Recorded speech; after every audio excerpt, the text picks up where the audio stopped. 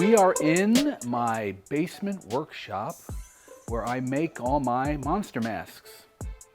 I got into this whole thing when I was like 12 or 13. I would do makeup either on friends, or I would make a life cast of my face and do prosthetics. And it wasn't any great stuff. I would do creatures and monsters, and my mother would take the pictures of me made up. And then I stopped doing it because I didn't really have a space to do it. So I got back into making masks when we bought this house in 2017, and it had a big unfinished basement. Finally, where I could really get back into this, which I'd been itching to do for years. The whole thing about mask making is there's so many different skills you have to have. Sculpting is a big one, because you have to literally, with clay, sculpt the mask. And to get good at sculpting, you really have to just do a lot of sculpting.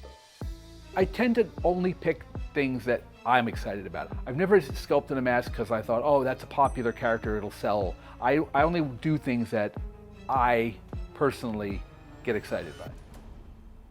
This is not my full-time job. I do this as a hobby, although I treat it like it's a real job because I work very hard at it. Everything I make is for sale. But my stuff is not cheap. It's because of the amount of work. Everything is a little different. Some masks are more money than others because it's more time consuming.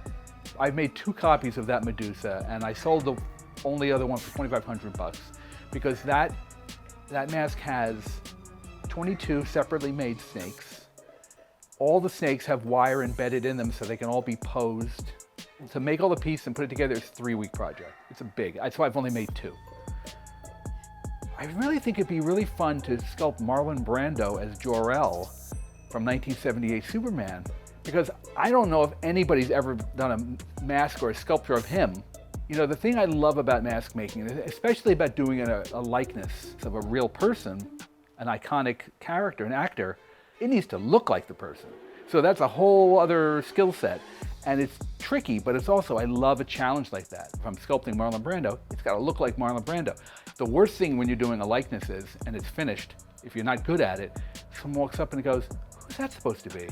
I really push myself, and it's a lot of work, a lot of back and forth, but it's so much fun. And I just love the act of sculpting itself. Just sitting down and doing it is my favorite thing in the world to do. I love being, that's why I'm down here every day. If I have an extra hour or an hour before work, I'll come down here because it's just my happy place. If I don't have a project on that table, there is something wrong. I need to have a project. It's like some people they can't wait to go play golf. I can't wait to come down here and sculpt. So sometimes if I have an idea for an original character, I'll make that to please myself. What's a good name for like a henchman? Or I thought, well, he could be like a Cretan. I thought, oh, call him Cretan Goulby.